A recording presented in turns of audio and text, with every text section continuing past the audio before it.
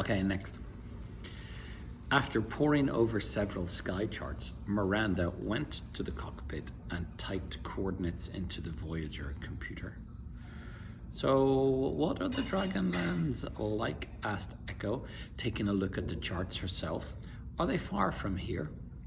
Miranda's head jerked up as if she'd forgotten that Echo was even there.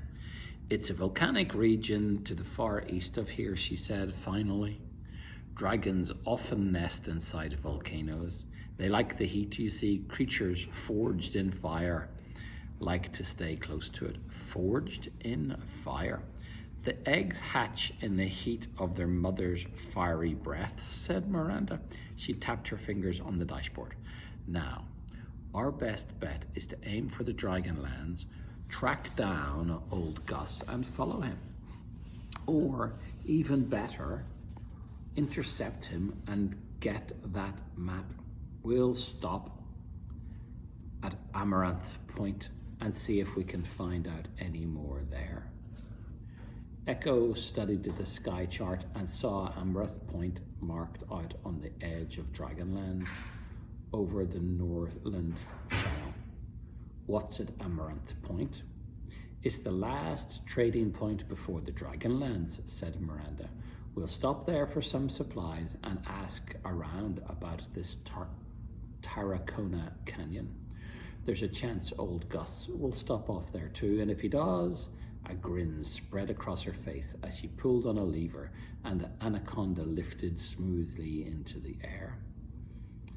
But what supplies will we? So many questions, said Miranda with a stiff laugh. Aren't you hungry? Why don't you get something to eat from the galley? Echo licked her lips. She was famished, but she didn't want to leave Miranda alone, not when there was so much she needed to know. I'm not hungry, she lied. Oh, really? I think you are. Please go. Miranda's voice took on a steely edge and a flicker of uncertainty ran down Echo's spine. Okay, thank you, said Echo. I was just wondering if I could send a message to my mother, though. Do you have any postal pigeons? I'll see to it, said Miranda, not looking up. And you should get some rest too. Sleep in any cabin you like. I don't feel tired. I insist. Miranda looked up sharply, then smiled. Children need naps, and you said you'd been up all night. But what about sending the postal pigeon? A postal pigeon? To my mother. How will you know where to send it? Miranda blinked for a moment. Oh, don't you worry about that. The postal pigeon will know where to go. I'll see to it while you catch up on some sleep. Thank you, said Echo, her heart filled with hope.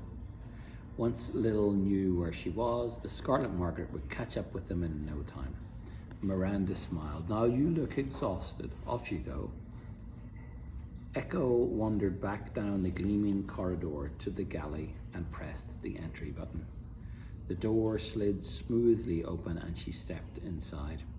Where the Scarlet Margaret's kitchen was a merry mess of colourful vegetables and clattering pans, the galley of the Anaconda was clinically white and silent. Every surface from the shiny, handleless cabinets to the spotless metal worktops was blank and smooth. In the central wall, a large machine whirred quietly. Echo approached it. What do you think it does? She said. Gilbert emerged from where he'd been hiding in her shirt collar, glanced at the machine, sniffed it, and curled his tail into a question mark. The machine was covered in gleaming silver pipes with a central screen that said, "Please make your selection." Under the screen, there was an empty cavity and beside it, a silver handle. Echo turned the handle with a whir of cogs, the letters flipped over and the writing on the screen changed. Octopi. Octopi? I'm not sure what that is, but I don't think I like the sound of it. She turned the handle again and the screen changed to peppermint pancakes.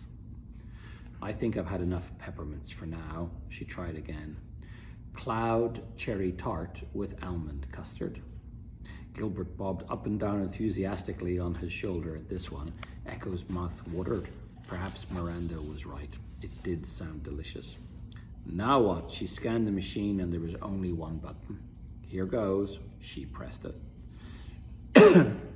There was a whirring and clanking from inside the machine. Delicious almond-scented steam wafted out. There was a ding, and a small bowl full of cherry-soaked sponge clattered into the slot, followed by a thick stream of custard. Lastly, a silver spoon landed with a plop in the dish. The whirring stopped, and Echo carefully took the dish in both hands. She glanced around.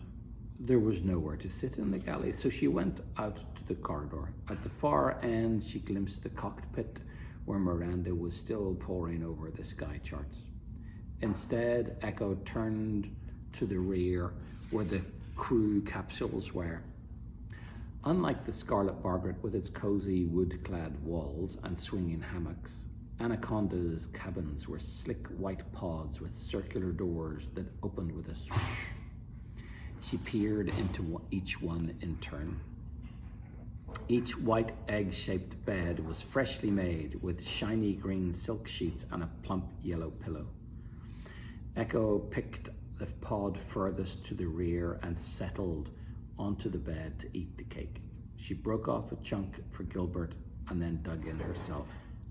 The whole ship swayed as Anaconda started to move.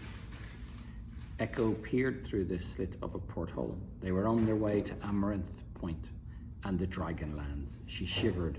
They must be getting further and further away from the Scarlet Margaret and from Lil. But at least Miranda was sending the postal pigeon. Soon Lil would be on her way to find her. Longing swelled in Echo's stomach and she hugged herself. And she was a step closer to getting Horace back too. For now, all she could do was make the best of things while she was there. She promised herself that she would learn as much as she could about the Dragonlands from Miranda and about the Cutlass of Calanthe too. Going on adventures, we're going to find out more about that next time. Good night, Baba. Have you?